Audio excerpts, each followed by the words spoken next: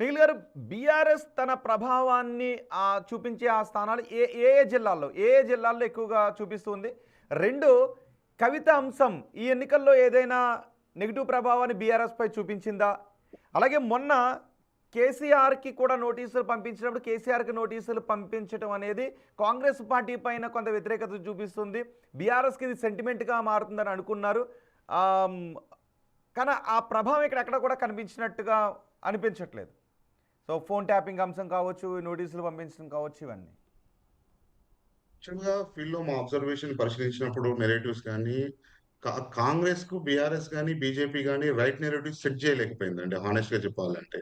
ఇప్పుడు మీరన్నట్టు phone tapping గానివ్వండి, లేకుంటే కేసీఆర్ గారికి నోటీసులు గానివ్వండి. కేసీఆర్ గారి నోటీస్ విషయంలో పబ్లిక్కు ఇన్ఫర్మేషన్ గ్రాస్ రూట్ లెవెల్‌లో అంటే క్యాడర్‌కి ఇన్ఫర్మేషన్ పోయింది. కానీ పబ్లిక్‌లో తెలంగాణ సెంటిమెంట్ ఉన్నటువంటి పబ్లిక్‌లో గానీ, కామన్ ఓటర్‌కి రీచ్ అయ్యే వరకి ఆల్‌మోస్ట్ ఎలక్షన్ మూవ్‌మెంట్ స్టార్ట్ అయిపోయింది. ఇంతకుముందు వారు మధు గారు చెప్పినట్టు గూడా కొంత వరంగల్, కరీంనగర్ ఇట్లాంటి ప్రాంతాల్లో కొంత మేడారం జాతర ప్రభావం ఉండడము, ప్రజల దృష్టి అంతా మేడారం వైపు ఉండడము, ఇలాంటి అంశాలు ఎక్కడైతే స్థానికంగా బీఆర్ఎస్ నాయకత్వం బలంగుందో, అక్కడ గ్రాస్ రూట్ లెవెల్‌లో ఏదైతే రేవంత్ రెడ్డి గారు సెట్ చేసిన నెరేటివ్స్‌ని యాంటీ నెరేటివ్స్ గ్రౌండ్ లెవెల్‌లోకి తీసుకోలేకపోయారు. రెండవది, రేవంత్ రెడ్డి గారి కాంగ్రెస్ ప్రభుత్వం ఏవైతే 6 పథకాలు నెరవేర్చని పథకాలు ఏవైతే ఉన్నాయో, ఆ పథకాలను గ్రాస్ రూట్ లెవెల్‌లోకి తీసుకెళ్లడంలో బీఆర్ఎస్ నాయకత్వం పూర్తిగా వైఫల్యం చెందింది. ఇప్పుడు మనకి ఎగ్జాంపుల్ బీఆర్ఎస్ నాయకత్వాన్ని పరిశీలించినప్పుడు, మెదక్‌ని మేము పరిశీలించినప్పుడు ఉమ్మడి మెదక్‌లో బీఆర్ఎస్ 9-11 మున్సిపాలిటీస్‌ని గెలిచే అవకాశం మా మా సర్వేలో తేలుతుంది. అక్కడ మనం గ్రౌండ్ లెవెల్‌లో పరిశీలించినప్పుడు హరీష్ రావు గారు ground to ground, village to village అంటే ఎక్కడ అవసరమో ప్రతినిత్యం ప్రజలతో మమేకమై ఎన్నికల క్యాంపెయిన్ రన్ చేశారు.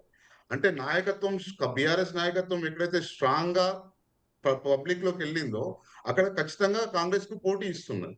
ఎక్కడైతే బీఆర్ఎస్ నాయకత్వం చాలా వీక్‌గా కనిపిస్తుందో అక్కడ కాంగ్రెస్ వన్ సైడ్‌గా దూసుకెళ్ళిపోతున్నది. ఇంకా కవిత అంశం అంటారా? కవిత అంశము పబ్లిక్‌లో ఎలక్షన్‌ని ప్రభావం చేసేంత చర్చ జరగట్లేదండి ప్రస్తుతానికైతే.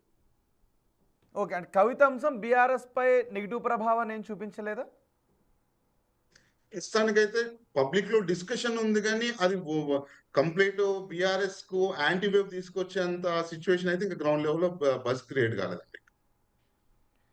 రైట్. అంటే ఏదైతే నెరవేరని హామీల గురించి బీఆర్ఎస్ మాట్లాడుతూ వచ్చింది. కానీ కాంగ్రెస్ నెరవేర్చిన హామీలతో పాటు నమ్మకాన్ని కలిగించే ప్రయత్నం చేసింది. సో ఇక్కడ ప్రజలు నెరవేరిన హామీలను చూసి రాబోయే రోజుల్లో కూడా ఈ హామీలను కాంగ్రెస్ నెరవేరుస్తుందనే నమ్మకాన్ని పెట్టుకున్నాయా? ఎందుకంటే గతంలో కూడా బీఆర్ఎస్ అసెంబ్లీ ఎన్నికలు వచ్చేంత వరకు కూడా నెరవేర్చిన హామీలు, మిగిలిపోయిన హామీలు ఎన్నో కనబడుతూనే ఉన్నాయి.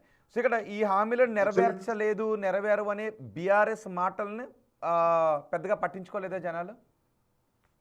అబ్సల్యూట్‌లీ అండి. యాక్చువల్‌గా ఓటర్ బిహేవియర్ స్టడీ చేసినప్పుడు ఓటర్ చాలా వరకు ఇప్పుడు ఎన్నికల్లో చాలా ఆశావాహంగా ఓటేశారు. హ్మ్. ఎందుకంటే ఇంకా 3 ఏళ్ళు, 2.5 ఏళ్ళు రాష్ట్రంలో కాంగ్రెస్ అధికారంలో ఉంటుంది. సో, ఏవైతే పూర్తి చేయని హామీలుంటాయో, ఆ హామీల్ని 2, 2.5 సంవత్సరాల్లో పూర్తి చేస్తది అన్నది ఖచ్చితంగా ఓటర్‌లో మాత్రం ఆశావాహ దృక్పథం ఉందండి. ఈ భవిష్యత్తులో కాంగ్రెస్ గనక ఓటర్ ఎక్స్‌పెక్టేషన్ గనక రీచ్ కాలేదనుకోండి అది చాలా బూమరాంగ్ అవుతుంది కాంగ్రెస్‌కి. ఓకే. ఒకసారి మా ప్రతినిధి వెంకట్ దగ్గరికి వెళ్దాం. ప్రస్తుతం వచ్చిన ఎగ్జిట్ పోల్ ఫలితాలను బీఆర్ఎస్ నేతలు విశ్లేషించుకుంటూ ఉన్నారు. అలాగే